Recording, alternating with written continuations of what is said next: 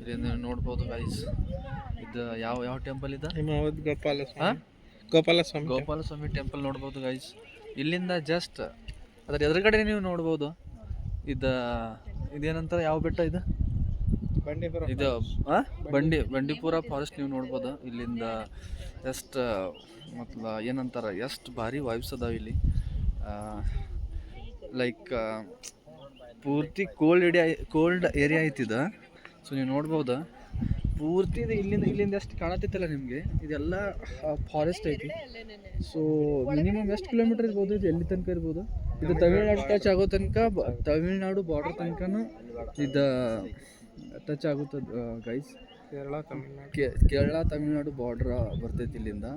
So ಯಾವಾಗಾದರೂ visit ಮಾಡಿದ್ರೆ ನೀವು ಇಲ್ಲಿ ಬರ್ಬೋದು. ಬೆಸ್ಟ್ ವೈಬ್ಸ್ ಅದಾವ ಇಲ್ಲಿ.